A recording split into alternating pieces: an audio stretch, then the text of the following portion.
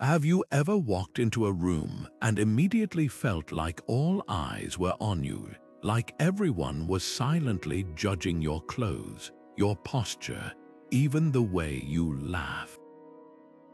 Or maybe you've held back from speaking up in a conversation, terrified that your words might sound foolish or out of place. That gnawing fear of rejection, the weight of social insecurity, is something almost all of us carry at some point. But what if I told you there's an ancient philosophy, tested by time and practiced by emperors and slaves alike, that holds the key to dissolving those fears? Stoicism, a school of thought founded over 2,000 years ago, offers more than just wisdom. It gives us a lifeline. As Epictetus, one of its greatest teachers, once said, "Some things are within our power, while others are not." And that single idea, focusing only on what we can control, can transform how we navigate social interactions forever. Think about the last time social anxiety held you back. Maybe it was a missed opportunity at work because you hesitated to voice your ideas, or a gathering where you spent more time worrying about fitting in than actually connecting with others. Stoicism doesn't just acknowledge these struggles, it hands us the tools to dismantle them. This philosophy teaches us that the opinions of others, the unpredictable reactions of people around us, even the awkward moments we replay in our heads at 3 in the morning, none of these are within our control. But our response, that's where our power lies. Imagine walking into any room, any conversation, with the unshakable confidence that comes from knowing you've already done the only thing that matters, focusing on your own actions, your own integrity, and letting go of the rest. That's exactly what we're going to explore together in this video. Through 28 profound Stoic insights, we'll uncover how to reframe social anxiety, not as a weakness, but as an opportunity for growth. These principles aren't just theories, they're practical, battle-tested strategies used by everyone from Roman generals to modern leaders. Whether it's learning to differentiate between what's yours to handle and what isn't, or cultivating the kind of self-assurance that comes from within, Stoicism offers a roadmap to genuine social freedom. So if you're ready to stop letting fear dictate your interactions and start engaging with the world on your own terms, you're in the right place. This isn't just about overcoming insecurity, it's about reclaiming your peace, your voice, and your power. Let's begin. How much energy do you waste every day worrying about what others think of you? That mental chatter. Did I say the wrong thing? Do they like me? What if they're judging me? Drains more of your power than you realize. Stoicism cuts through this noise with a razor-sharp truth. The opinions of others are not just unpredictable, they're entirely outside your control. Epictetus, born into slavery and rising to become one of history's greatest philosophers, framed it simply: there's only one way to happiness, to cease worrying about things beyond the power of our will. Think about that for a moment. Every second you spend agonizing over someone else's judgment is a second stolen from your peace, your growth, your life. Marcus Aurelius, the Roman emperor who ruled an empire yet still journaled about his own insecurities, put it bluntly: "It never ceases to amaze me. We all love ourselves more than other people, but care more about their opinion than our own." Picture two people at a party. One is scanning the room, adjusting their behavior based on every glance or whisper, desperate to fit in. The other moves with quiet confidence, not because they're flawless, but because they've made a choice. I control my actions, my honesty, my kindness. The rest, that's not my burden to carry. Which person would you rather be? Here's the practice that changes everything. Grab a piece of paper and draw 2 columns. On one side, list what you can control in social situations: your preparation, your attitude, how deeply you listen, whether you show up authentically. On the other, write what you can't, other people's moods, their assumptions, their gossip, whether they get you. That dividing line, that's where your freedom begins. The next time you feel social anxiety creeping in, ask yourself, is this mine to carry? If it's not, let it fall. This isn't about indifference, it's about clarity. When you stop trying to control the uncontrollable, you unlock a profound truth. The only approval you ever needed was your own. We all carry this impossible standard in our heads, the idea that we must be flawless to be accepted. But here's what Seneca, the Stoic philosopher who advised emperors, understood. To err is human, but to persist is diabolical. Notice he didn't say, to err is shameful. The Stoics didn't just tolerate imperfection. They saw it as the very ground where wisdom takes root. Think about the last time you stumbled over your words in a meeting or laughed too loudly at a joke no one else found funny. That cringe you felt, it's not a sign you're failing at being human, it's proof you're succeeding. Epictetus, who trained students in Stoicism while living in a hut with just a straw mat, put it bluntly, progress, not perfection, is the aim. Imagine a toddler learning to walk. They don't berate themselves for every fall, they're too busy getting back up. Yet somewhere along the way, we trade that natural resilience for the crushing weight of should. I should be wittier, I should never blush, I should always know what to say, but here's the paradox. The more we demand flawlessness from ourselves, the more we shrink from meaningful connection. Consider the Roman orator Cicero, whose speeches shaped history. Early in his career, he once froze mid-sentence before the Senate, humiliated by his own stammering silence. Instead of retreating, he doubled down on practice, later writing, "We are not born wise, we become so." That stumble didn't define him, his response to it did. Now fast forward to your last awkward moment. What if, instead of replaying it as evidence of inadequacy, you saw it as Cicero did, a necessary step toward mastery? So let's try this. Picture yourself a year from now, looking back at today. What would you regret more, the times you were imperfect but showed up fully, or the opportunities you avoided to save face? That dinner invitation you declined because you feared boring others, the idea you didn't share because it might sound half-formed, the friendship you didn't nurture because you worried about seeming needy. Every time we prioritize the illusion of perfection over authentic participation, we trade living for performing. The Stoics offer a liberating alternative. Treat every social stumble as a teacher. Misspeaking, that's training in clarity. An awkward silence, practice in patience. Judgment from others, a lesson in what opinions truly matter. The next time your inner critic insists you must be seamless, remember, even marble has veins. And it's those very imperfections that give it character, depth, and beauty. Your quirks aren't cracks in your foundation, they're the fingerprints of your humanity. Ever caught yourself refreshing a social media post, waiting for those little hearts to appear? That tiny rush when the likes roll in, or the sinking feeling when they don't, reveals something deeper. How easily we hand over our self-worth to strangers' thumbs.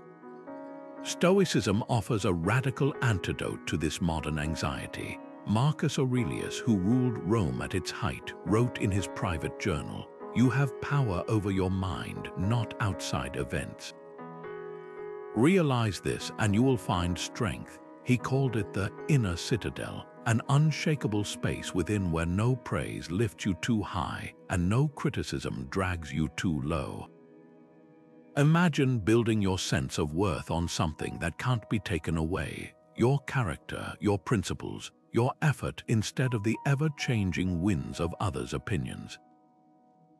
Take two artists, one paints for the thrill of creation, losing track of time in the flow of colors and strokes. The other obsesses over gallery reviews, altering their work to fit each critic's taste. Who do you think feels more fulfilled? Stoics would argue the first artist embodies ataraxia, a state of serene detachment from external validation. It's not that feedback doesn't matter, but when your joy hinges on it, you're no longer steering your own ship. Seneca put it bluntly, what's the point of dragging your soul around, chained to others' applause? Now think back to a moment when you felt completely free from others' judgments, maybe singing alone in the car, or lost in a hobby where no one was watching. That lightness, that's the Stoic ideal. It's not about rejecting connection, but about anchoring your worth where no one can tamper with it. Here's a practice to try. Next time you're tempted to seek validation, pause and ask, am I doing this for the reaction or because it aligns with who I want to be? The gap between those answers is where true confidence grows. Consider Cotto the Younger, a Stoic who wore outdated clothes in Rome's fashion-obsessed Senate. When mocked, he replied, "I'd rather be ridiculed for my cloak than my character." That's the power of detachment, not indifference, but a fierce commitment to your own standards. Social media, workplaces, even family gatherings will always have opinions. But the more you root your identity in actions you respect, the less those opinions will feel like verdicts. The Stoics didn't just preach this, they lived it. And in a world drowning in likes and rankings, their 2,000-year-old wisdom might be the lifeline we've been searching for. What if the very thing you fear, rejection, awkwardness, judgment, could become your greatest source of strength? The Stoics practiced something called negative visualization, a mental exercise that doesn't just prepare you for hardship but actually robs it of its power. Seneca called it premeditatio malorum, the premeditation of evils, but here's the twist, it's not about pessimism, it's about immunity. Imagine walking into a room expecting laughter, only to be met with silence. Now imagine walking in already at peace with that possibility. That's the Stoic secret. When you've rehearsed the worst in your mind, reality loses its fangs. Picture this, you're about to give a presentation at work. Your palms sweat, your heart races not because of the material, but because of the faces in the audience. What if they yawn? What if they whisper? Now, apply negative visualization. Close your eyes and vividly imagine it. The bored stares, the stifled laughs, even someone walking out mid-sentence. Sit with that discomfort until it no longer shocks you. Then ask yourself, would I survive this? The answer is always yes. Seneca wrote, "He who has anticipated the coming of troubles takes away their power." By facing your fears head-on in your mind, you strip them of their ability to ambush you in real life. Here's how to practice it. Think of a social situation that fills you with dread, maybe asking someone out or speaking up in a group. Now script the worst possible outcome. They say no, people scoff, the room falls silent. Then dissect it rationally. Is this rejection permanent? Does it define my worth? Could it even lead to something better? The Stoics weren't masochists, they were strategists. They knew that by staring down their fears, they'd find them smaller than they seemed. Consider the ancient playwright Aeschylus, who famously said, "Even in our sleep, pain which cannot forget falls drop by drop upon the heart." The Stoics flipped this idea. By confronting pain consciously, we control the drops. Next time social anxiety creeps in, don't avoid the mental movie of embarrassment, play it on purpose. Watch it until the plot loses its grip. That's how you turn fear into familiarity, and familiarity into freedom. Because the truth is, most of our social fears are paper tigers. They roar loudest when we refuse to look them in the eye. Epictetus had a brilliant way of cutting through our fear of judgment. He told his students to picture every critical opinion as the other person's cup, something they fill with their own biases, experiences, and unresolved wounds, then offer to you.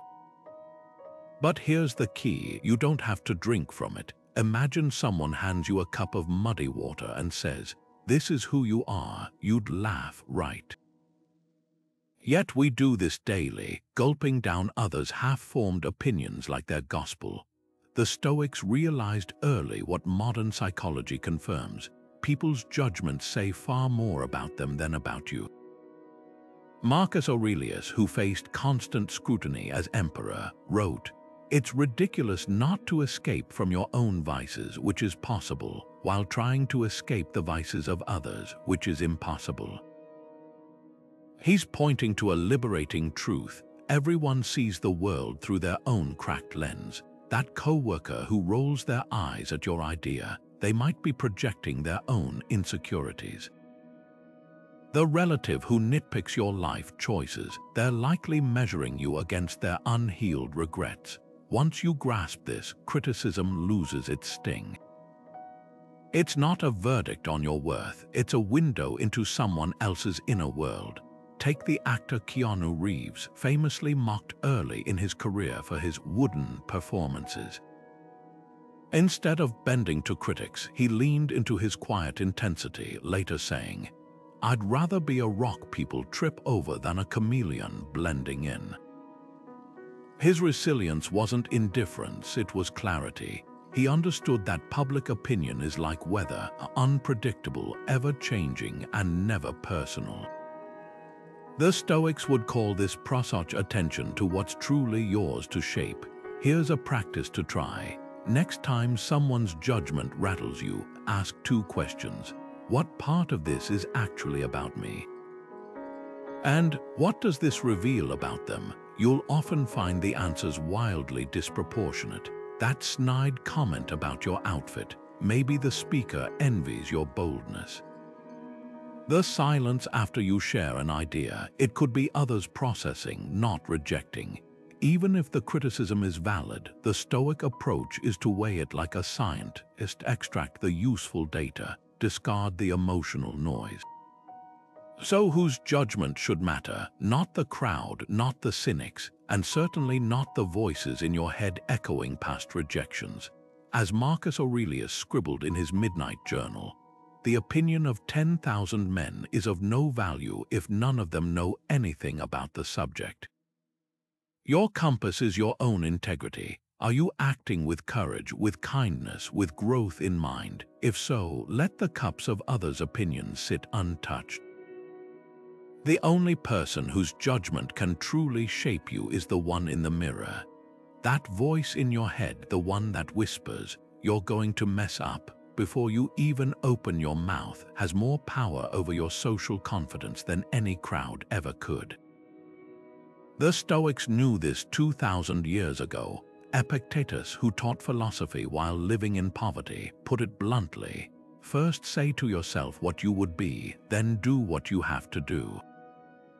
But here's what most people miss: that first part isn't about motivation. It's about excavation. Your inner dialogue isn't just background noise, it's the architect of your social reality. Think about your last awkward interaction. Now replay the script running through your mind before it happened. Was it, "I've got this," or "I'm going to look stupid"? That internal monologue isn't harmless.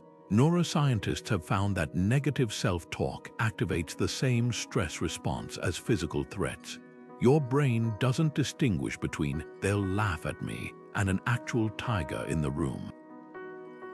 The Stoics called this prohersis, the faculty of judgment that shapes all experience. They didn't just suggest positive thinking, they demanded ruthless awareness of how we narrate our own lives. Take two musicians backstage before a performance. One mutters, "Don't screw up, don't screw up." The other breathes, "Share the music, trust the work." Same talent, same crowd, wildly different outcomes. The first is trapped in avoidance, the second rooted in purpose. This is Stoic mindfulness in action, recognizing that every social interaction is filtered through the language you use with yourself. Marcus Aurelius journaled daily not to vent, but to curate his inner world. His famous meditations weren't for publication, they were his mental gym, where he trained his thoughts to serve rather than sabotage him. Here's the practice that changes everything. Grab a notebook and write down your inner critic's favorite insult. You're boring. They'll think you're awkward. Now apply Stoic logic like a surgeon. Ask, is this thought useful? Is it true? Would I let someone else speak to me this way? Then rewrite it with Stoic precision. I'm boring becomes connection takes courage, not perfection. I'll embarrass myself transforms into discomfort is the tuition for growth. This isn't affirmations, it's cognitive alchemy. Consider the Roman statesman Cato, who deliberately wore wrinkled togas to Senate meetings. When mocked, he replied, "Only the weak mind thinks dignity comes from fabric." His confidence wasn't innate, it was built through daily mental discipline. Your social confidence works the same way. Every time you intercept a self-doubting thought and replace it with purposeful clarity, you're not just calming nerves, you're rewiring your brain's default settings. So try this today. Pick one phrase your inner critic loves, the one that plays on repeat before social events. Now give it a Stoic upgrade, not empty positivity, but razor-sharp truth.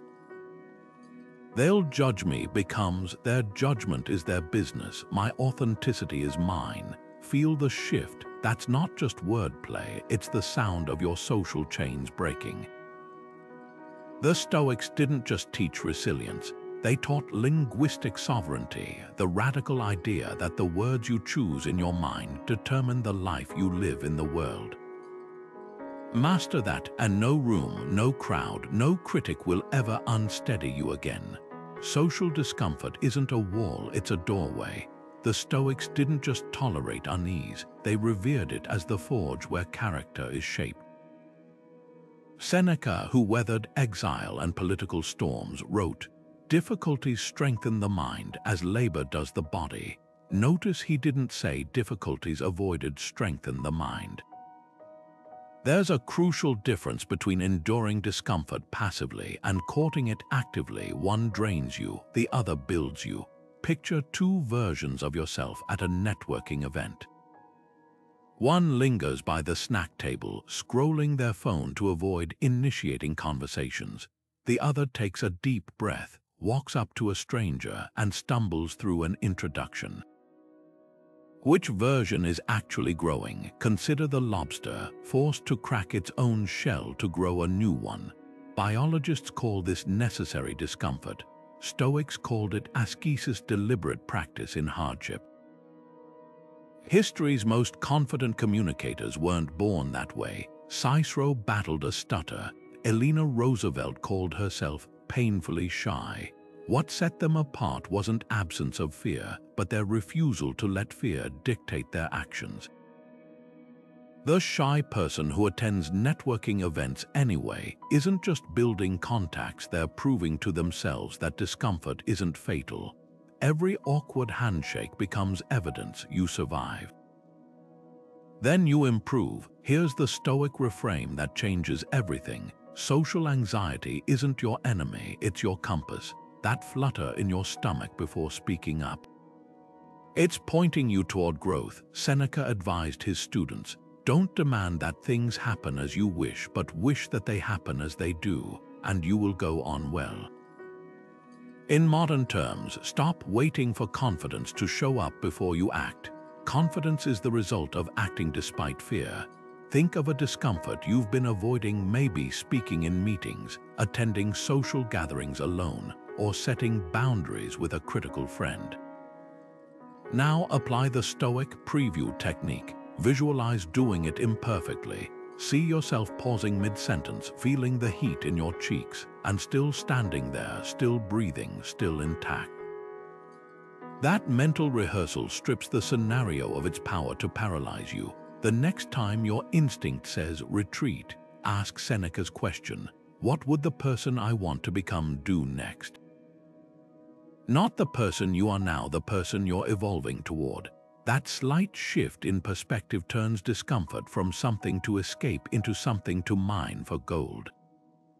Every great orator, leader, or connector you admire has one thing in common. They didn't eliminate fear. They outgrew it by walking through it. Your social confidence isn't hiding behind perfection. It's waiting on the other side of those messy, necessary attempts you've been avoiding. That nervous flutter in your chest when you meet someone important, whether it's a celebrity, your boss, or even just someone you admire, isn't just anxiety. It's a trick your mind plays, convincing you that human value can be stacked like rungs on a ladder. Marcus Aurelius, the most powerful man in Rome, would kneel by his bed each night and remind himself, "I am human, and nothing human is alien to me."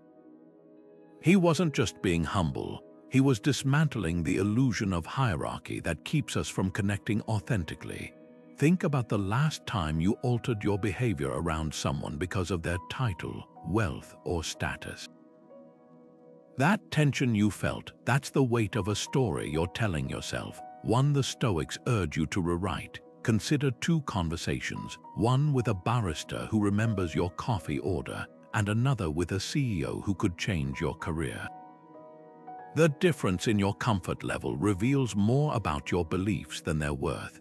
Stoicism draws a bold line here. Every person breathes the same air, bleeds the same color, and will one day return to the same earth. Status, it's a costume society agrees to pretend matters. Epictetus, who taught philosophy to both slaves and senators, put it bluntly: when you see someone in a position of power, remind yourself they put their pants on one leg at a time, just like you. Here's the practice that flattens hierarchies. Next time you feel starstruck or small in someone's presence, mentally strip away the trappings. That executive in the tailored suit. Picture them as a child scraping their knee on the playground. The celebrity with millions of followers. Imagine them waiting in line at the DMV, bored and ordinary like everyone else. This isn't about disrespect, it's about clarity. When Marcus Aurelius wrote, "Take away the title and what remains is flesh," he wasn't dismissing achievement. He was freeing himself to engage with people as they truly are, flawed, fragile, and fundamentally equal. Now apply this to someone who intimidates you. Maybe it's your strict professor, your successful sibling, or that acquaintance who always seems so put together. Ask yourself, what am I projecting onto them? Often we crown others with imaginary power because we've yet to claim our own. The Stoic remedy is simple but profound. Look past the role to the human beneath. Speak to the CEO with the same calm curiosity you'd offer the barrister, not because their influence doesn't matter, but because your dignity doesn't depend on it. History offers a striking example in Diogenes, the philosopher who famously told Alexander the Great to step aside because he was blocking the sun. When the conqueror asked if he wanted any favor, Diogenes replied, "Yes, move out of my light." That wasn't arrogance, it was radical equality. He saw the man, not the myth, and that's the gift Stoicism gives us. The ability to walk into any room, meet any gaze, and remember that no title, no achievement, no social construct can make one soul inherently superior to another. The ground is always level when you stand on the truth of your own worth. Scrolling through social media, watching others showcase their highlight reels, perfect vacations, flawless relationships, career wins without the grind, it's easy to feel like you're falling behind. But here's what the Stoics understood long before Instagram existed. Comparison isn't just the thief of joy, it's the architect of insecurity. Epictetus warned, "He is a wise man who does not grieve for the things which he has not, but rejoices for those which he has." That shift from coveting what others possess to cherishing your own path isn't just gratitude, it's liberation. Think about the last time you measured yourself against someone else. Maybe it was a friend's promotion while you felt stuck, or a stranger's curated lifestyle that made your own seem mundane. That ache isn't accidental, it's manufactured. Social media feeds the illusion that everyone else has life figured out, while the Stoics reveal the truth. No one does. Seneca observed, "Show me a man who isn't a slave. One is a slave to lust, another to greed, another to ambition." Every person you envy carries burdens they'll never post about. The colleague who got the raise, they might lie awake worrying they're imposters. The influencer with the perfect body, they could be battling crippling self-doubt off camera. Here's the Stoic exercise that changes everything. Take out your phone and open your favorite social app. Now, for every post that sparks envy, add an invisible caption. This is a fragment, not the full story. That vacation photo, it doesn't show the argument they had on the flight. The career milestone, it omits the rejections that came first. This isn't about cynicism, it's about context. Marcus Aurelius wrote, "The happiness of your life depends upon the quality of your thoughts." And nothing poisons thought faster than unfair comparisons. Consider the ancient athlete Milo of Croton, who trained by carrying a newborn calf every day until it grew into a bull. While others marveled at his strength, he wasn't comparing himself to rivals, he was focused on incremental progress. That's the Stoic mindset. Your only true competition is the person you were yesterday. Every minute spent measuring against others is a minute stolen from your own growth. So ask yourself, what comparisons drain your confidence? Is it the friend who seems more socially adept? The peer who speaks up while you hold back? Now flip the script. Instead of thinking, "Why can't I be like them?" ask, "What unique strengths do I bring that they don't?" The Stoics didn't preach humility to diminish you, they practiced it to free you. When you stop seeing life as a race against others, you start noticing the untapped potential in your own lane. Your voice, your pace, your journey, these aren't consolation prizes. They're the raw materials of a life no one else could build. Ever walked away from a conversation replaying that one cringeworthy thing you said, wishing you could erase it from existence? What if I told you that exact moment, the one burning with embarrassment, holds the secret to unshakable social confidence? The Stoics practiced something radical called amor fati, a Latin phrase meaning love of fate, later championed by Nietzsche but rooted in Stoic philosophy.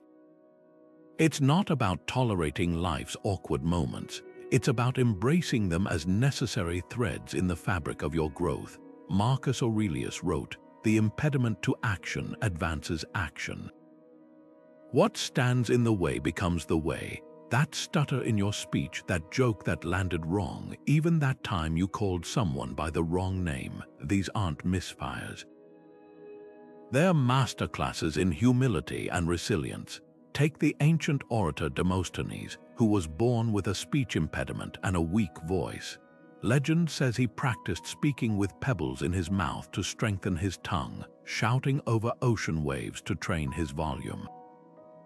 His early attempts were disastrous mockery, followed him like a shadow. But here's the twist, those very failures sculpted him into one of history's greatest speakers. The Stoics would say his struggles weren't obstacles, they were the curriculum. Your awkward moments work the same way. That time you blanked during a presentation. It taught you preparation, the party where you felt out of place. It showed you where your authenticity was hiding. Here's how to practice amor fati in real time.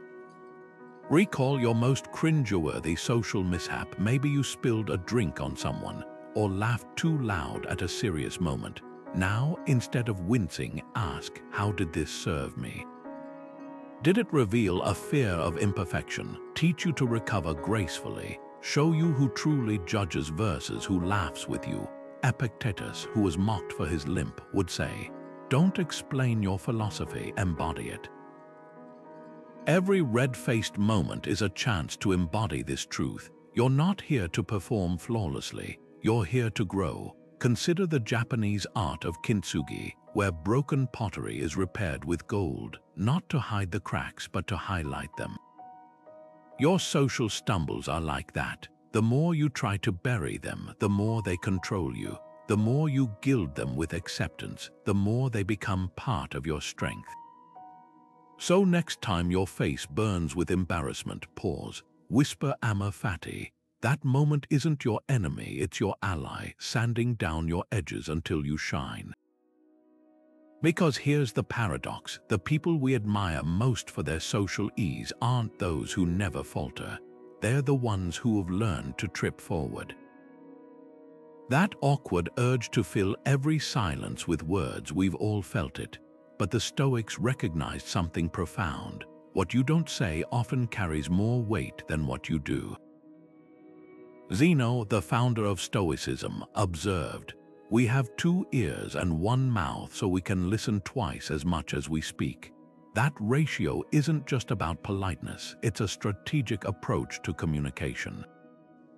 Think about the last time someone dominated a conversation with nervous chatter versus the person who spoke sparingly but every word landed, who commanded more respect. Consider 2 job candidates. One rapid-fires answers, eager to showcase every thought. The other pauses, measures their responses, and speaks only when they've distilled their point to its essence.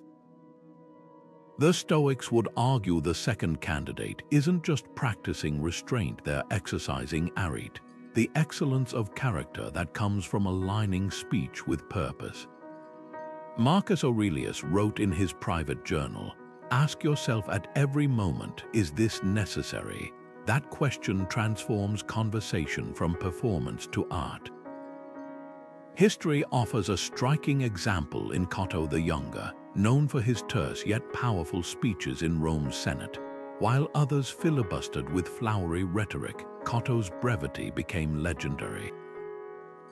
His words carried gravity not because they were numerous, but because each one was deliberate.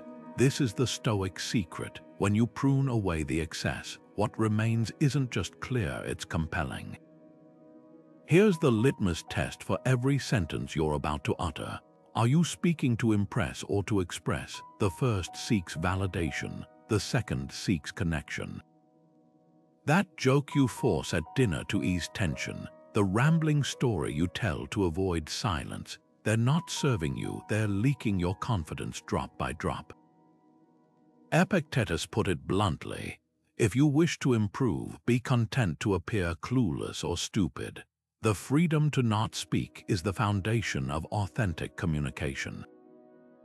Try this exercise today. In your next conversation, let 3 silences breathe, not awkward gaps, but intentional spaces where you resist the itch to perform.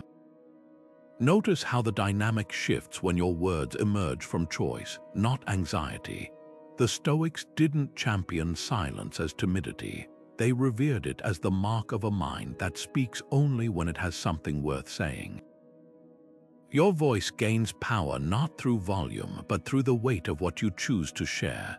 That cutting remark someone threw your way last week, the one that still stings when you replay it, might not be about you at all.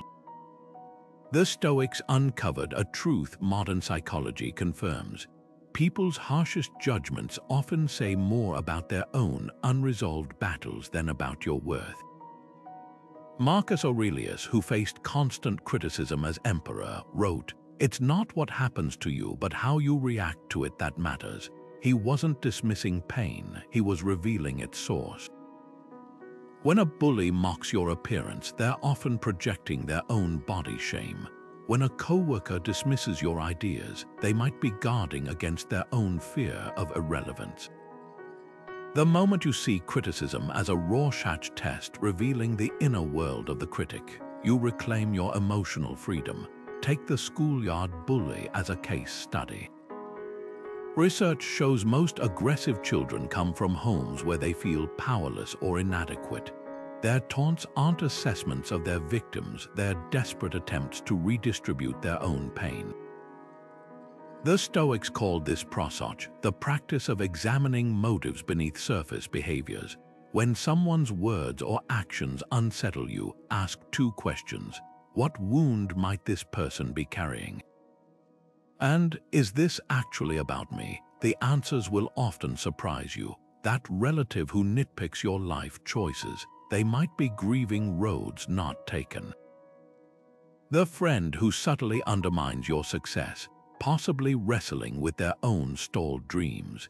History offers a striking example in the philosopher Socrates, who faced relentless mockery for his unconventional appearance and questioning style. When told his critics were growing louder, he replied, "If donkeys kicked at me, would I sue them?" His calm wasn't indifference, it was insight. He recognized that malice, like a boomerang, always carries the fingerprints of the thrower. Modern psychology calls this projection. The Stoics called it the folly of the unexamined life. Here's how to apply this today. Recall a recent criticism that stuck in your mind.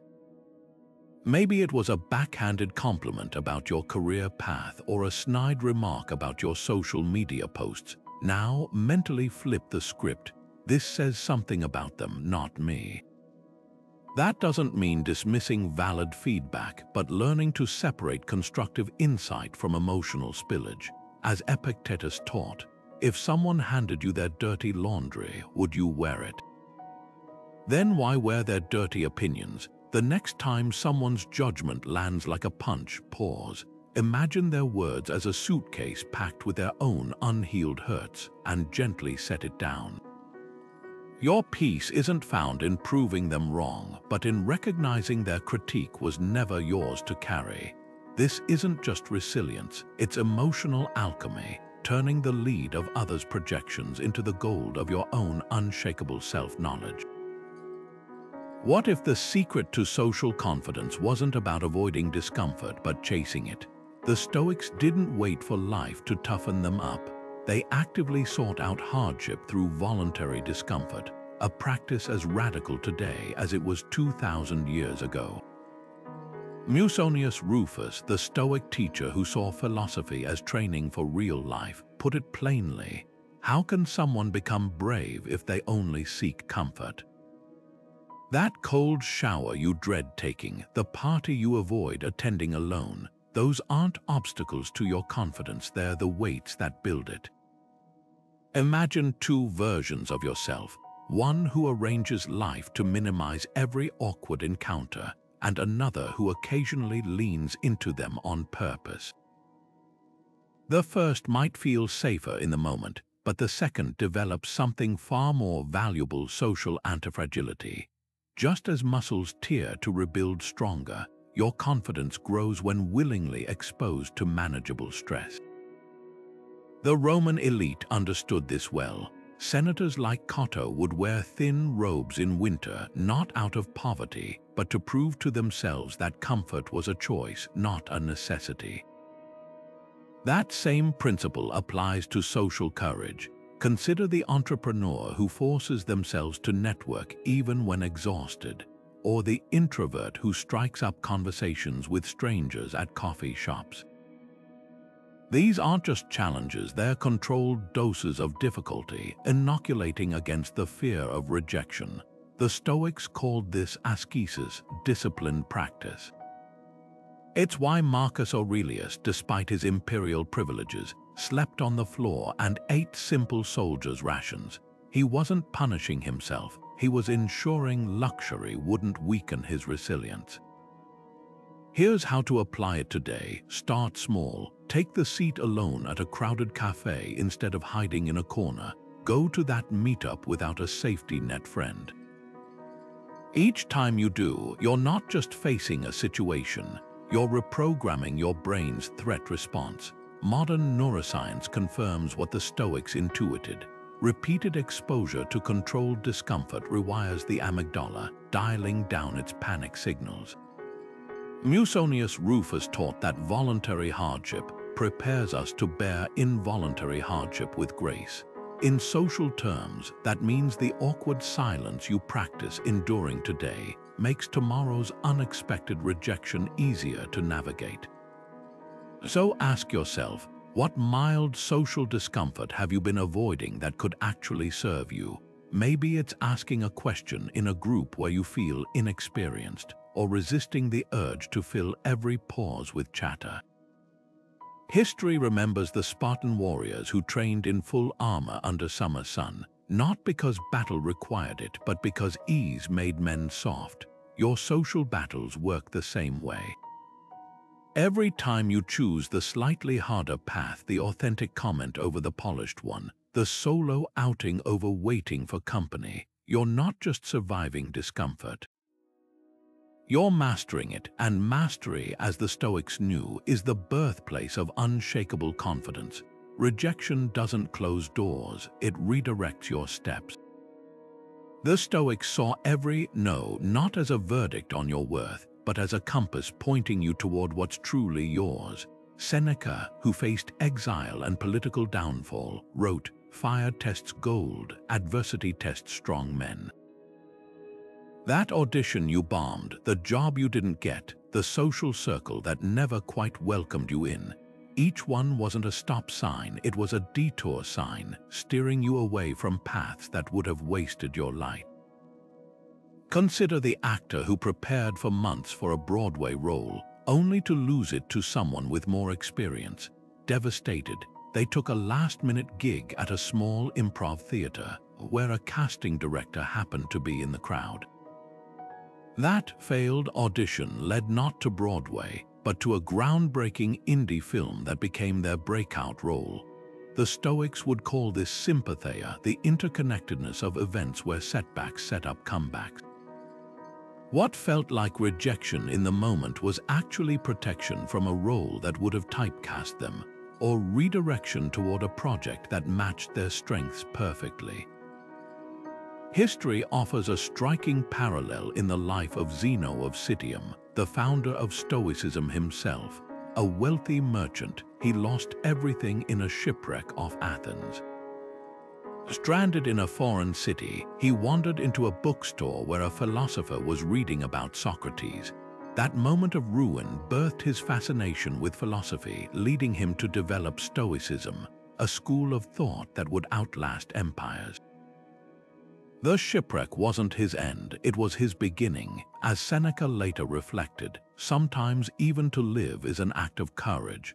The jobs, relationships, or opportunities that slipped through your fingers. They might have been life's way of saying, "Not this something better." Here's how to reframe rejection like a Stoic. Make two lists, one of doors that closed, another of doors that opened as a result. That college that rejected you led you to a mentor at another school who changed your career trajectory. The friend group that drifted away created space for deeper connections you couldn't have imagined. Even small social snubs, like being left off a guest list, often spare you from environments that would have drained your energy. Marcus Aurelius reminded himself daily, the obstacle becomes the way. What if every no you've received was actually life whispering, "Keep moving, your yes is elsewhere"? So ask yourself, what rejection stung at the time but now feels like a gift in disguise? Maybe it was the promotion you didn't get that pushed you to start your own business, the date who ghosted you, making room for someone who truly fit. The Stoic practice here isn't about denying disappointment, it's about widening your vision to see how life isn't just happening to you, but for you. Closed doors aren't walls, they're hands gently turning your shoulders toward what's next. And sometimes the only way to find your path is to first lose the one that wasn't yours to walk. Ever notice how social anxiety hijacks conversations before they even happen? You're physically in the room, but mentally you're 10 steps ahead, rehearsing responses, anticipating reactions, scripting exits. The Stoics diagnosed this centuries ago. Fear thrives in the imagined future, while genuine connection exists only in the now. Epictetus, who trained students in the art of attention, warned, "If you seek truth, be present, for it lives nowhere else." That fluttering in your chest when someone speaks. It's not just nerves, it's a signal you've time traveled away from the only moment where relationships are built. Picture two people at a dinner party. One nods while mentally drafting their next anecdote, worried it won't impress. The other catches subtle shifts in tone, the way their companion's voice tightens mentioning their father, or how their eyes brighten discussing pottery. Who leaves feeling more connected? Modern research confirms what Stoics practiced. Mindful listeners are consistently rated as more empathetic, even when they speak less. Presence isn't passive, it's the active choice to anchor yourself in what's actually happening, not the horror film your anxiety is screening about what might. Consider the Roman statesman Seneca's advice to his friend Lucilius. Hold every conversation as if it were your last, not with morbid weight, but with the clarity that this exchange right now is the only one guaranteed.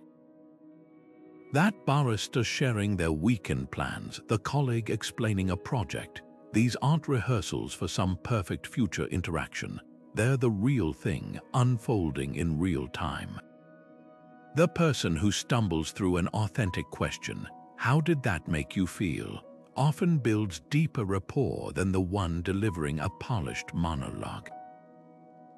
Here's the litmus test. When was the last time you truly listened without simultaneously judging yourself? Not listening to respond, but to understand. The Stoics called this process the discipline of full attention. Like a musician tuning their instrument before playing, they'd mentally prepare for conversations by grounding themselves in the present.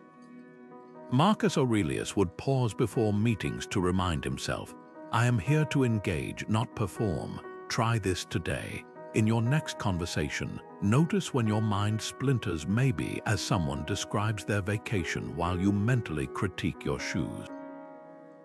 Gently reel yourself back using physical anchors, the weight of your feet on the floor, the temperature of the air, the cadence of the speaker's breath. Each time you return from mental time travel, you're not just improving a dialogue, you're training what Epictetus considered life's highest skill, to attend with your whole soul to what is before you. That awkward silence you rush to fill, it might be the most authentic moment in the exchange. The Stoics didn't fear pauses, they saw them as spaces where truth breathes. When you stop treating conversations as auditions and start experiencing them as shared discoveries, something shifts, people lean in, walls come down. And that anxiety about saying the wrong thing, it loses its grip when you realize the right thing was always just being there. Imagine waking up tomorrow to find every social media platform wiped clean. No followers, no likes, no metrics telling you who you are. Who would you be without those numbers? Marcus Aurelius faced this question daily as emperor, reminding himself, "You could leave life right now. Let that determine what you do and say and think." His point wasn't morbid, it was liberating. True self-worth isn't found in the applause of crowds, but in the quiet certainty of your own standards. Think of the street musician who plays with their eyes closed, lost in the music while commuters rush past. Their value isn't diminished by the lack of coins in the case, it's measured by the joy of creation itself. Society hands us counterfeit currencies to measure our worth. Job titles that shrink us into boxes, follower counts that conflate popularity with purpose, bank balances mistaken for life's scoreboard. The Stoics called these indifferent things neither good nor bad unless we assign them power. Consider the poet Emily Dickinson, who wrote nearly 2,000 poems in obscurity, publishing fewer than a dozen in her lifetime. Was her work less brilliant because it wasn't validated by contemporary acclaim? History's answer resounds, not at all. Her worth wasn't dictated by audience size, but by the depth of her craft. Here's the exercise that changes everything. Take out a sheet of paper and draw 3 columns. In the first, list society's metrics for success, the promotions, the social clout, the designer labels. In the second, write what each truly measures: a boss's opinion, algorithms, marketing budgets. Now the third column is yours alone. What would I value if no one were watching? Maybe it's the patience you show your kids, the integrity you bring to mundane tasks, or the courage to create something only you understand. That third column. That's your real net worth. Marcus Aurelius journaled privately, not for publication but for self-examination. Be tolerant with others and strict with yourself. Notice he didn't say, compare yourself to others and adjust accordingly. The artist who paints for gallery sales might starve their soul while feeding their ego.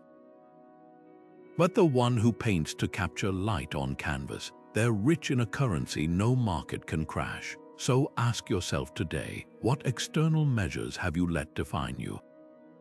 The number on a scale, the speed of career progression, the silence when you speak versus the noise when others do. Now picture cutting those strings. Not to reject achievement, but to anchor your worth where storms can't reach in the work you're proud of, the kindness you've planted, the person you've chosen to become when no one's keeping score. That's the Stoics' wealth, a self-esteem built on bedrock, not weather vanes. That awkward pause in conversation, the flushed cheeks when you stumble over words, the pang of exclusion when a group laughs at an inside joke you don't get. These aren't signs you're failing socially. They're the weight room where your confidence gets stronger. Epictetus, the Stoic teacher who transformed his own enslavement into wisdom, put it bluntly, the obstacle is the way. He wasn't offering empty inspiration. He was revealing a hidden truth. Every social challenge you dread is secretly sculpting the person you're becoming. Think of a shy person who avoids parties like landmines until life nudges them toward becoming a therapist. Those early struggles, reading social cues, sitting with discomfort, navigating silence aren't just hurdles. They're the exact muscles their profession requires. What if your most cringeworthy moments aren't setbacks, but the universe's way of sanding down your rough edges for a purpose you can't yet see? Marcus Aurelius wrote in his private journal, "The impediment to action advances action." That colleague who always talks over you isn't just frustrating, they're teaching you assertiveness. That friend who cancels last minute, they're training you in detachment. Even the loneliness of weekends with no plans can be the forge where self-reliance is tempered. Consider the Japanese practice of kintsugi, where broken pottery is repaired with gold. The fractures aren't hidden, they're highlighted as part of the object's history and strength. Your social stumbles work the same way. That time you mispronounced a word in a meeting and everyone noticed. It's a golden seam in your resilience. The party where you stood alone for 20 minutes before someone took pity. That's not humiliation, it's endurance training. Here's the reframe that changes everything. Next time you feel social anxiety rising, ask not, "How can I escape this?" but "What is this here to teach me?" Awkward silences train you in patience. Rejection schools you in discernment. Even envy can be a masterclass, revealing what you truly value enough to pursue. The Stoics didn't just tolerate difficulty, they mined it for wisdom. When Seneca was exiled to Corsica, he didn't waste energy pleading for recall. He used the isolation to produce some of his greatest works, later writing, "A gem cannot be polished without friction." So try this today. Pick one social fear you've been avoiding, maybe speaking up in meetings or attending events solo. Now, approach it not as a threat but as a drill. Like a boxer training for a fight, each uncomfortable interaction is a sparring session preparing you for life's bigger arenas.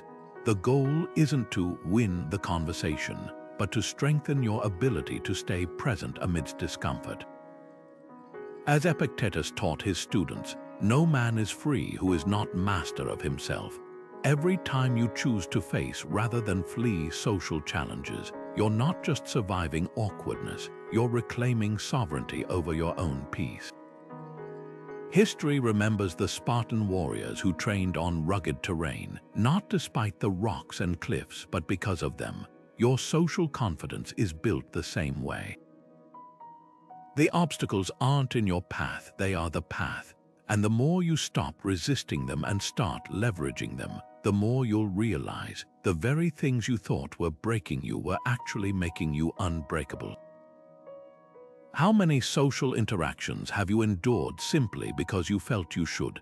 The crushing weight of perceived obligations being the life of the party, remembering every birthday, laughing at jokes that aren't funny. These aren't laws of nature. They're invisible chains we've clasped around our own wrists. Seneca saw this clearly. We suffer more in imagination than in reality. He wrote, then added a dagger twist. No slavery is more disgraceful than that which is self-imposed. Think about that. Every time you force yourself to attend an event out of guilt or mold your personality to fit some imaginary standard, you're not being polite, you're volunteering for servitude. Take the archetype of the funny friend. Society whispers that humor is social currency, so they contort themselves into constant comedians, sweating through gatherings like stand-up specials without a punchline. But here's the Stoic rebuttal. Why must every interaction be a performance? Consider the quietest person you know who still commands respect. Their power doesn't come from rattling off jokes. It comes from the unshakable comfort of being exactly who they are. The ancient Greeks had two words for life: bios, mere existence, and zoe, vital, authentic living. Your social zoe begins the moment you stop mistaking obligations for opportunities. History offers a masterclass in this through Cato the Younger, the Roman senator who showed up to debates in threadbare tunics while his peers wore silks. When mocked, he replied, "I'd rather men wonder why I lack a statue than why I have one." His defiance wasn't rudeness, it was a reclaiming of agency. Modern equivalents surround us: the co-worker who declines happy hours without apology, the family member who skips holidays to travel solo. These aren't rebels, they're architects of their own peace. Try this today. Grab paper and list 3 social musts you've absorbed like osmosis. Maybe it's, you must always be available to friends, or never admit you're bored at a party. Now channel Seneca and ask, who wrote this rule? Trace it back. Often, you'll find it leads not to wisdom, but to someone else's insecurity or outdated tradition. The moment you decline an invitation without crafting elaborate excuses, simply saying, "That doesn't work for me," you're not being selfish. You're practicing what the Stoics called liberatio, the art of freeing yourself from phantom duties. Picture 2 versions of next Saturday night. 1. You're at a loud gathering, nursing a drink, counting minutes until escape. 2. You're home with a book or on a walk under stars, fully present. Which version nourishes your soul? Social energy isn't infinite. Every yes to something unfulfilling is a no to something that could have restored you. Marcus Aurelius cautioned, ask yourself at every moment, is this necessary? Not, is this expected? Or, will people judge me, but necessary? Like a gardener pruning dead branches, cutting away obligations isn't loss, it's how your authentic self gets room to grow. So here's your challenge. Pick one social rule you followed blindly and experiment with bending it. RSVP, no, to that obligatory reunion. Stop laughing when you're not amused. The sky won't fall. In fact, you might just discover who you are when you're not busy being who everyone else expects. Because the deepest Stoic truth isn't about enduring discomfort, it's about recognizing how much of it you've chosen without realizing you had a choice. There's a quiet rebellion hidden in Stoic philosophy, one that doesn't require banners or slogans, just the courage to ask, why am I chasing applause when I could be building character? Epictetus, who taught philosophy while living in a hut with only a straw mat for a bed, put it bluntly, there's only one thing in life you can control, your commitment to virtue. Everything else, praise, blame, even survival, isn't yours to claim. Imagine two paths diverging in a wood. One is well-trodden, lined with nodding approval. The other is narrow, rocky, and lit only by the light of your own integrity. The Stoics would tell you the second path, though lonelier, leads somewhere no crowd can take you, a place where your worth isn't borrowed but earned. Consider the whistleblower who exposes corruption, knowing it may cost them friendships, promotions, even their reputation. Society calls them reckless or naive. Stoicism calls them free. When Edward Snowden leaked classified documents revealing mass surveillance, he didn't do it for fame. He did it because silence would have betrayed his conscience. Exiled and vilified, he later reflected, "I was at peace because I knew I'd done what was right, not what was easy." That's the Stoic ideal in action. Virtue isn't measured by outcomes, but by the alignment of your actions with your principles. Now contrast this with the people pleaser, the colleague who laughs at the boss's offensive jokes, the friend who nods along to gossip they despise. Each time they trade authenticity for acceptance, they don't gain security, they lose themselves. Seneca saw this clearly. A man who fears disapproval will never be his own master. Like a chameleon changing colors for every observer, they wake up one day not recognizing their own reflection. The irony, those who bend to please often end up respected least. History remembers the principled, not the pliable. Here's the exercise that reveals where you truly stand. Recall a moment you faced this crossroads. Maybe you stayed silent when a racist remark was made to keep the peace, or spoke up knowing it might isolate you. That split-second choice holds a mirror to your values. Epictetus insisted, if you want to improve, be content to be thought foolish and clueless. Not because ignorance is noble, but because the fear of being seen as wrong often keeps us from doing what's right. Think of Rosa Parks refusing to surrender her bus seat. Her defiance wasn't calculated for impact, it was a simple act of integrity that happened to ignite a movement. The Stoics would argue that's how virtue works. You plant seeds without knowing which will grow. The whistleblower, the activist, even the co-worker who declines to participate in office politics, they all share one trait. They've internalized Marcus Aurelius's question, what's not worth doing isn't worth doing well. So ask yourself today, where have you been wearing masks that no longer fit? The family dinner where you bite your tongue to avoid conflict, the social media post you sanitized for likes.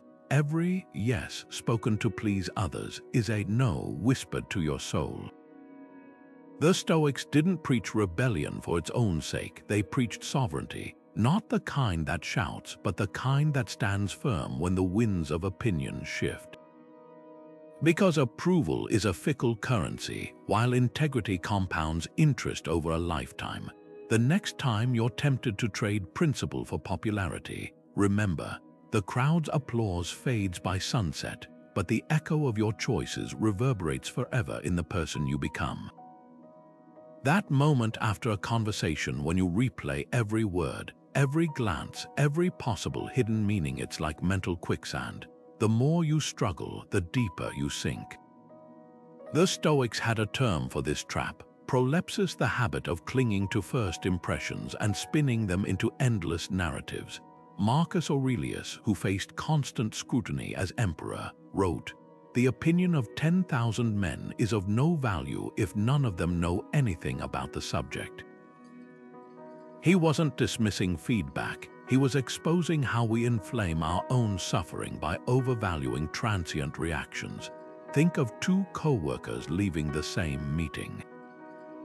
One obsesses for hours. Did my comment sound arrogant? Why did Sarah smirk when I spoke? The other reflects for 30 seconds. Could I have phrased that better? Then moves on. The difference isn't carelessness, it's impression management, a Stoic practice of examining thoughts without being enslaved by them, like checking your reflection once before an event, not carrying the mirror all night. History offers a masterclass in this through the Roman general Scipio Africanus, who defeated Hannibal but faced vicious rumors upon returning home. When pressed to defend his reputation, he replied, "On the day I conquered Carthage, I also conquered envy." His clarity cut through the noise. Some battles aren't worth fighting because the prize, others' approval, is hollow. That awkward pause after your joke. The text left on read, they're only as powerful as the meaning you assign them. Here's the practice that shortens the feedback loop. Next time you catch yourself ruminating, ask, will this matter in 10 days? 10 months, most social faux pas fade faster than milk left in the sun. Recall the last time someone else stumbled. Can you even remember details or just a vague impression? That's how lightly others hold your stumbles too. Consider the Japanese art of wabi-sabi, finding beauty in imperfection. A cracked teacup isn't discarded, it's revered for its uniqueness. Your social missteps are like those cracks, not flaws to fix, but proof of your humanity. The Stoics took this further. Every interaction is a clay pot you hand to others. Whether they cherish it, drop it, or ignore it is their business. Your only task is to shape each one with integrity, then let go. So name the interaction haunting you right now. The date that didn't text back, the meeting where your voice shook. Now imagine holding a stopwatch. How many minutes of your life will you donate to dissecting it? Marcus Aurelius left us a timer. The time assigned to you is fleeting. If you don't use it to free yourself, it will be gone, and so will you. Every moment spent overanalyzing is stolen from living. The feedback loop isn't just about efficiency, it's about reclaiming your most finite resource, attention. And the fewer laps you run in your mind, the farther you'll travel in the world. Solitude isn't emptiness, it's the forge where real connection is tempered. Seneca, who wrote letters to friends from the isolation of exile, observed, "Be a friend to yourself first, and you'll never lack companionship." That might sound counterintuitive in a world that equates busyness with worth, but here's the Stoic twist. The more comfortable you are alone, the less you'll cling to others out of desperation. Think about the last time you scrolled through contacts, not to connect, but to quiet your own restlessness. That's not socializing, it's using people as human band-aids for the wounds you've refused to tend yourself. Consider the story of a man who spent a decade as a recluse after a brutal divorce. When he finally re-emerged, friends expected him to be socially stunted. Instead, they found someone who listened deeply, spoke with intention, and set boundaries effortlessly. Those years alone hadn't atrophied his social skills, they'd purified them. Without the crutch of constant distraction, he'd learned the difference between loneliness, the ache for any warm body, and solitude, the art of keeping good company with yourself. Marcus Aurelius, who ruled an empire yet cherished his pre-dawn hours of quiet reflection, understood this intimately. Nowhere can a man find a quieter retreat than in his own soul. Here's the uncomfortable question. What are you avoiding by keeping your social calendar perpetually full? The silence you rush to fill might be the very space where you'd hear your own voice for the first time. Modern psychology confirms what Stoics practiced. People who regularly spend time alone report higher emotional intelligence in groups. Why? Because solitude is the mirror that shows you who you are when no one's watching, and that clarity becomes the foundation for authentic connection. When you're no longer desperate to be liked, you're free to be interesting. Take the artist who retreats to her studio for weeks, emerging with work that resonates because it's uncompromised by committee. Or the executive who lunches alone instead of networking, returning to meetings with ideas sharper than any gathered through small talk. Their secret isn't antisocial behavior. It's the disciplined practice of sustain et abstain, the Stoic principle of enduring discomfort to gain mastery. The musician who practices scales alone plays with more soul in the ensemble. Try this experiment. Cancel all non-essential social plans for one weekend. Not to isolate permanently, but to reset your relationship with solitude. Notice the itch to reach for your phone when silence stretches. Observe the stories your mind spins about being forgotten. Then, like Seneca writing letters to absent friends, discover the richness of your own inner dialogue.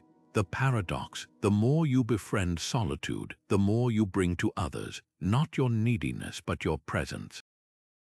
Because here's what the Stoics knew: you can't offer others a self you've never met. Every silent walk, every unshared meal, every moment you resist the reflex to perform for an audience is a deposit in the bank of your social confidence. And when you finally step back into the world, you won't be carrying the weight of their expectations, just the quiet certainty of your own enoughness. Laughter isn't just medicine, it's armor. The Stoics, often painted as stern figures, understood this better than anyone. Marcus Aurelius, the philosopher-emperor who carried the weight of an empire, scribbled a reminder in his private journal: take a bird's-eye view of things, how ridiculous most of what we fuss over truly is. That's not just wisdom, it's permission to stop taking ourselves so seriously.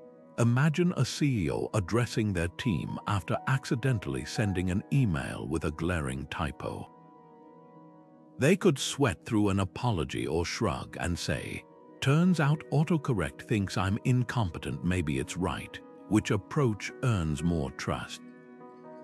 The one that treats flaws like fires to extinguish, or the one that treats them like shared human quirks? Humor, especially the self-deprecating kind, does something remarkable. It flips insecurity from a liability into a bridge.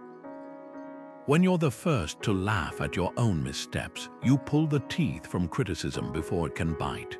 The Stoics called this eutrapelia, the virtue of playful lightness amid life's gravity. Think of Epictetus, who mocked his own limp not to degrade himself, but to disarm those who might use it against him. By owning his so-called weakness first, he robbed it of power. Your social stumbles work the same way. That time you tripped on stage, the more you cringe at the memory, the heavier it sits. But crack a joke about your graceful swan dive, and suddenly it's a story, not a scar. History offers a masterclass in this through Abraham Lincoln, who faced relentless mockery for his looks. When accused of being two-faced during a debate, he shot back, "If I had another face, do you think I'd wear this one?" The crowd roared not at him but with him. Lincoln's genius wasn't just wit, it was Stoic-level detachment. He'd internalized what Marcus Aurelius preached: you don't have to turn this into something. It doesn't have to upset you. The difference between shame and charm isn't the event, it's the spin you put on it. Here's the practice that shifts everything.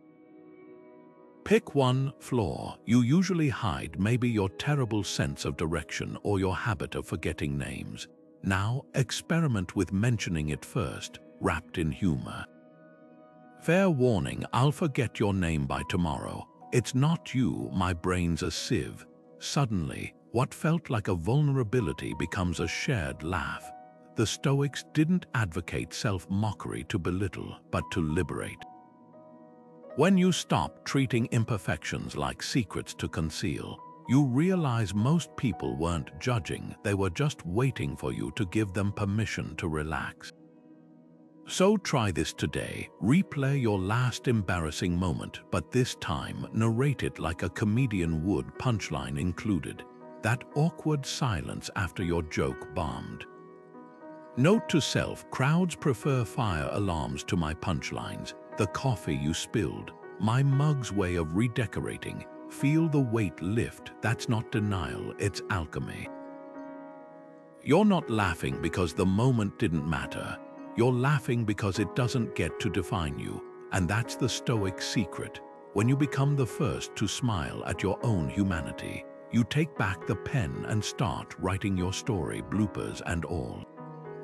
Imagine standing at a funeral, listening to a eulogy. Notice what's not being said. He never embarrassed himself. She always knew the perfect thing to say. Know the stories that stick are the messy, human moments. The time they sang off-key at karaoke, the way they tripped over their own jokes, their willingness to be the first on the dance floor despite two left feet. This is the brutal clarity of Memento Mori, the Stoic practice of remembering death. Seneca, who watched Rome's elite chase status while ignoring life's brevity, wrote, "It's not that we have so little time, but that we waste so much of it." That social fear gnawing at you right now, the worry you'll say something awkward, the terror of being judged, ask it one question: will this matter on my deathbed?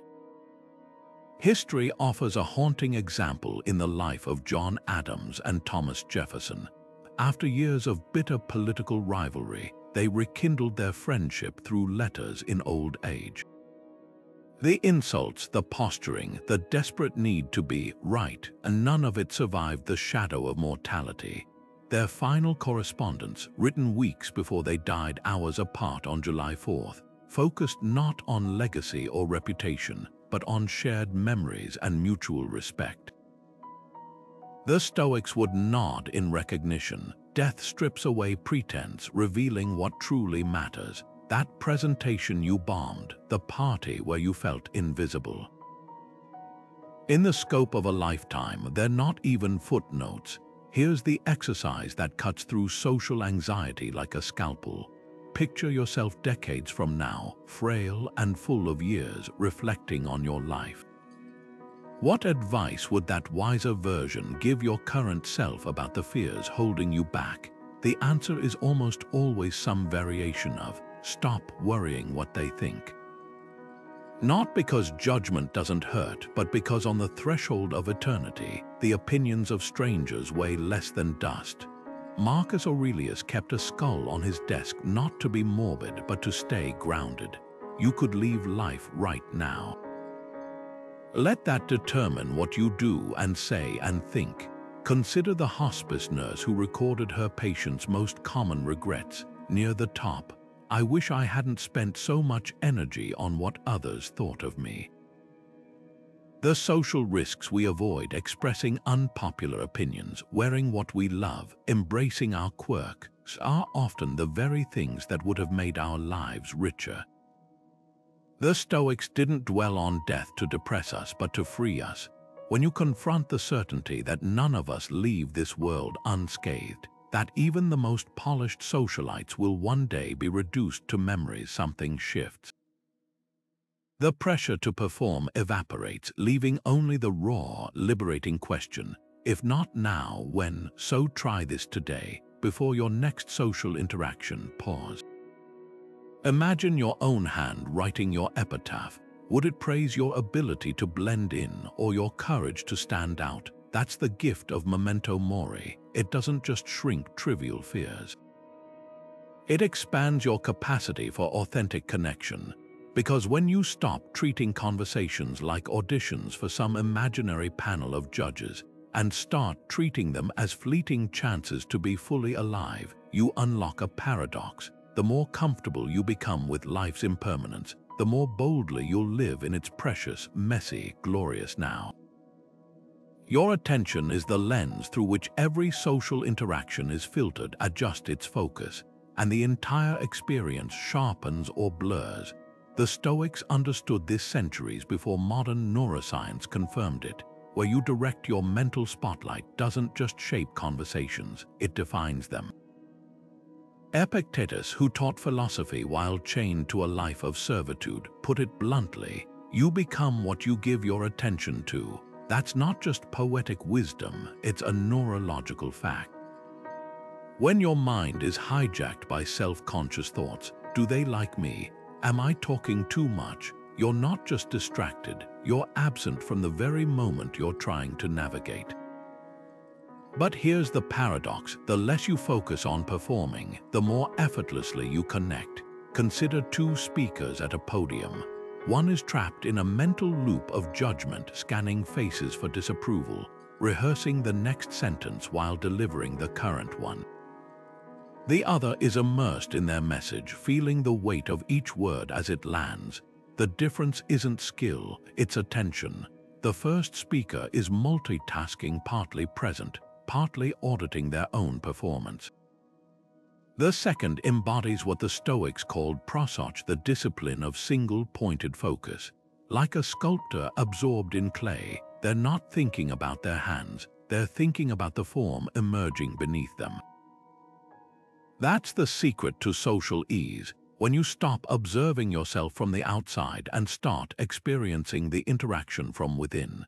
History offers a masterclass in this through Demosthenes, the Athenian orator who overcame crippling stage fright not by eliminating nerves but by redirecting his attention.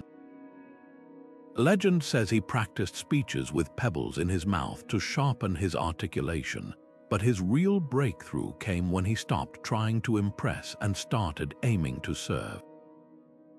The moment his focus shifted from "how am I doing" to "what do they need to hear," his stutter faded, his voice steadied, and his words began to move nations.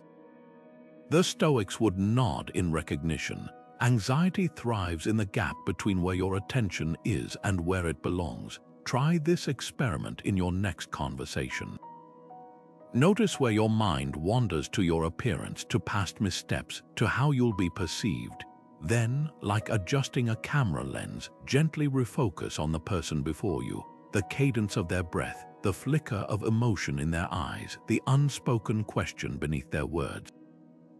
Epictetus called attention life's currency, not because it's scarce, but because how you spend it determines your emotional wealth. Every second spent monitoring yourself is a second stolen from genuine connection. The modern world conspires against this focus. Notifications, internal chatter, the siren song of self-doubt, they fracture attention into fragments. But the Stoic remedy is startlingly simple. Choose one thing. In a group setting, anchor yourself to a single intention, perhaps listening deeply or asking one thoughtful question. Like a tree rooted in a storm, the firmer your focus, the less you'll be swayed by social winds. Marcus Aurelius journaled about this nightly. Waste no more time arguing what a good man should be one. Not by perfecting every interaction, but by showing up fully for each one. So ask yourself today, where does your attention default in social settings? Is it a spotlight scrutinizing your flaws, or a bridge extending toward others? The answer holds the key to why some people leave conversations energized while others exit exhausted. Because attention isn't just about concentration, it's about consecration. When you stop treating interactions as performances to be rated and start experiencing them as moments to be lived, you'll discover a truth the Stoics carved into marble long ago. The surest path to social confidence isn't self-assurance. It's self-forgetfulness. That flutter in your stomach before speaking in public, the tremor in your hands when meeting someone new. What if these aren't warning signs of impending disaster, but proof you're alive and engaged? The Stoics uncovered a radical truth. The physical sensations of nervousness and excitement are nearly identical. Rapid heartbeat, shallow breath, sweaty palms. Your body doesn't distinguish between fear and anticipation. It's your mind that slaps on the label. Marcus Aurelius, who faced battles and betrayals with remarkable calm, wrote, "You have power over your mind, not outside events." Realize this and you will find strength. He wasn't dismissing physiological responses. He was revealing how perception transforms them from obstacles into fuel. Think of a musician backstage before a concert. Their pounding heart could be interpreted as terror or as the body's way of marshalling energy for peak performance. The difference between choking and shining often comes down to a single mental shift. Stoic reframing techniques don't pretend discomfort away, they repurpose it. When Cicero, Rome's greatest orator, felt his knees knock before addressing the Senate, he didn't try to suppress it. he'd whisper to himself, "This isn't fear, it's the fire of focus." By relabeling his physiological arousal as readiness rather than weakness, he turned adrenaline into eloquence. Modern psychology confirms this ancient wisdom. Harvard researchers found that participants who reinterpreted pre-performance jitters as excitement outperformed those who tried to calm down. The Stoic approach aligns perfectly. Don't waste energy fighting sensations, redirect their meaning. Your clammy hands before a first date, that's your body preparing for connection. The rush of blood to your face during a difficult conversation, it's oxygen fueling your clarity. Even Marcus Aurelius, despite his imperial training, admitted to trembling before major decisions. His journal reveals the reframe. The impediment to action advances action. Here's how to practice this today. Recall a recent moment when nerves hijacked you. Maybe your voice shook during a presentation, or you stumbled over words on a date. Now replay it with a new narrative. My body wasn't betraying me, it was activating me. The Stoics called this fantasiae, the art of reassessing impressions. Like a filmmaker changing a scene's soundtrack from horror to adventure, the same physiological cues take on entirely new meaning. Consider Serena Williams' pre-match rituals. She doesn't meditate away her butterflies, she greets them like old friends. "If I'm not nervous, I worry," she said. Champions understand what the Stoics taught. The body's arousal system isn't your enemy. It's an ancient survival mechanism repurposed for modern excellence. Your ancestors needed that surge of cortisol to flee predators. You need it to engage deeply, think quickly, and connect authentically. So before your next nerve-wracking moment, whether it's a job interview or a room full of strangers, try this Stoic prompt. How would I feel if this sensation meant I was excited? Feel the subtle but profound pivot. The same energy that could have fueled avoidance now propels you forward. Because here's the secret the best performers, leaders, and conversationalists all share. They don't lack fear. They've simply learned to speak its language and discovered it was enthusiasm in disguise all along. Being misunderstood isn't failure, it's the inevitable cost of originality.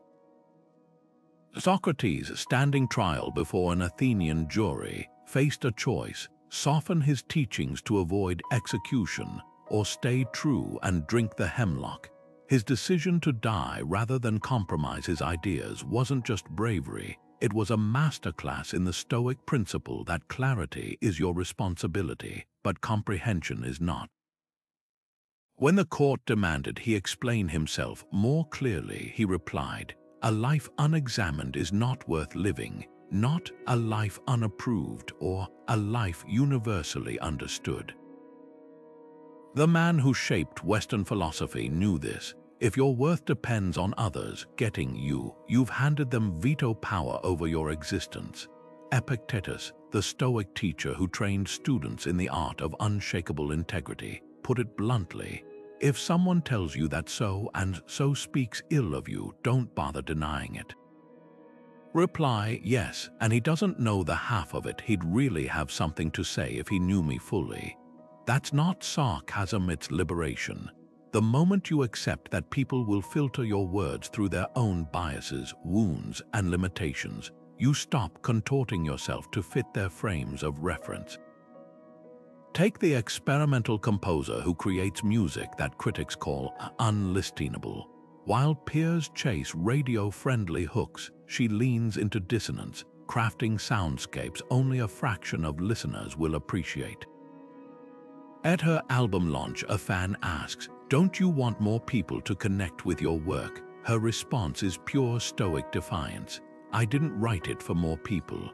I wrote it for the ones who feel it in their bones." That's the artist's version of Socrates' hemlock, the willingness to be niche rather than diluted. History whispers this truth through every innovator who was first ridiculed before being revered. Galileo's telescopes were called demonic, Darwin's theories blasphemous. Even the Wright brothers were mocked for wasting time on flight, the common thread.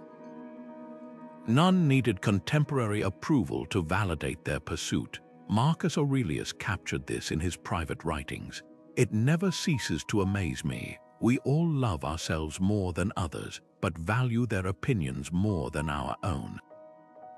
Here's the litmus test. Recall a time misunderstanding worked in your favor. Maybe it was the job application rejected for being too unconventional, freeing you for a better fit. The relationship that crumbled because someone couldn't grasp your depth, making space for one that did. Even small moments, like wearing an outfit that raised eyebrows but made you feel alive. Every instance you survived being misinterpreted was training in the art of sovereign self-definition. So try this reframe today. The next time someone frowns at your choices, whether it's your career path, parenting style, or why you'd rather stay in than party, mentally thank them. Not for their judgment, but for the reminder. Their confusion is proof you're not living on autopilot. The Stoics didn't preach indifference to others' opinions. They practiced discernment. Like a tree that grows toward light without apologizing for casting shade, your growth may obscure you to some even as it nourishes others. And that's not just okay, it's the mark of a life unfiltered by the narrow imaginations of those who'll never fully see you. Some opinions weigh less than the breath used to speak them, yet we treat them like verdicts carved in stone. Marcus Aurelius, ruling an empire rife with gossip and power plays, scribbled this reminder in his private journal. You have power over your mind, not outside events. Realize this and you will find strength. He wasn't dismissing feedback wholesale. He was drawing a line between what merits reflection and what deserves the emotional equivalent of a shrug. Imagine holding a sieve in conversation, letting through the grains of constructive insight while the chaff of petty judgments falls away.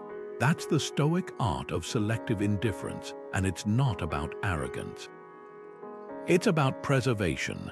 Take the modern parallel of online trolls, those faceless critics who weaponize anonymity to lob insults at strangers. The chef who receives a 1-star review complaining their soup is too flavorful could waste hours drafting defenses, or they could channel Epictetus, who taught, if someone speaks badly of you, that's their problem. Your problem is how you react. The critique isn't the issue, the energy you lease to it is. History offers a masterclass in this through Eleanor Roosevelt, who kept a scrapbook of hate mail labeled, "For my museum of ridiculous criticism."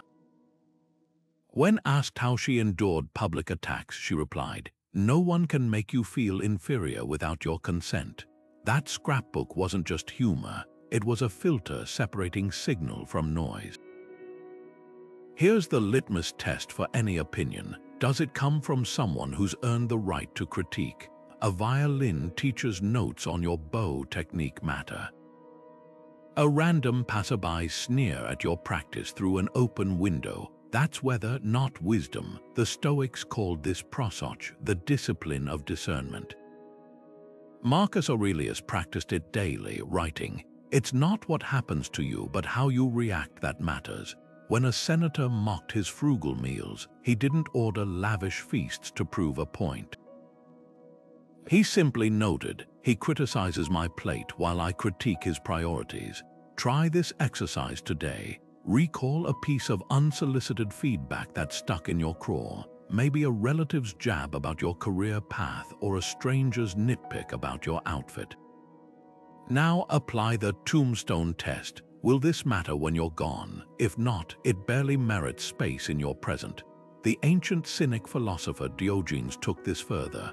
When a man insulted him in the street, he replied, "If you're talking to me, I'm not listening." Not out of rudeness, but to demonstrate how lightly we should carry others' frivolous judgments. Social media has amplified the volume of opinions while diluting their value. The average person now encounters more criticism in a week than a medieval king faced in a lifetime. The Stoic remedy: build an inner citadel where only certain voices get entry.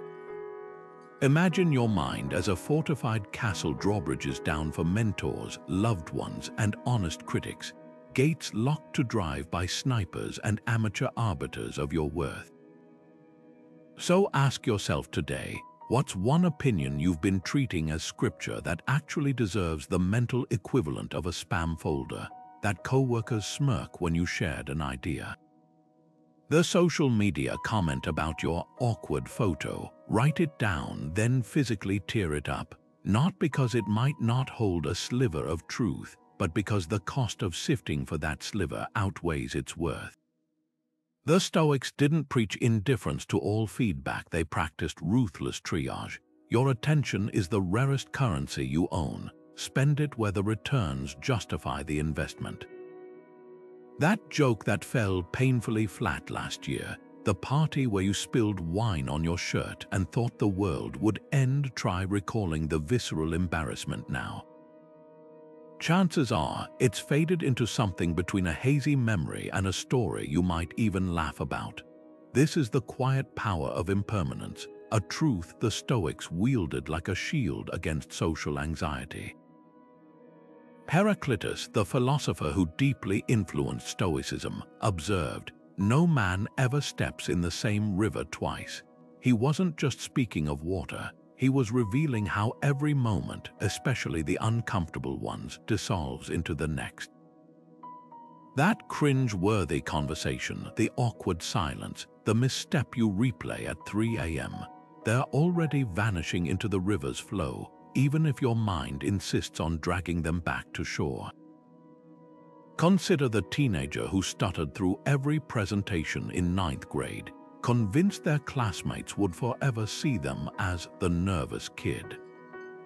Fast forward to their college graduation speech. The same voice that once quavered now projects with steady clarity. Time didn't just pass, it sanded down the edges of their fear until confidence emerged. The Stoics would call this amor fati, the love of fate, not merely enduring life's phases, but recognizing how each one, even the painful ones, carves the shape of who you become. Marcus Aurelius reflected, "Soon you will have forgotten the world, and soon the world will have forgotten you." He wasn't advocating indifference, he was offering perspective. The moments that feel like social catastrophes are blinks in the grand arc of a life. History offers a striking example in the transformation of Demosthenes. The legendary orator began as a boy so terrified of public ridicule for his speech impediment that he practiced with pebbles in his mouth on secluded beaches.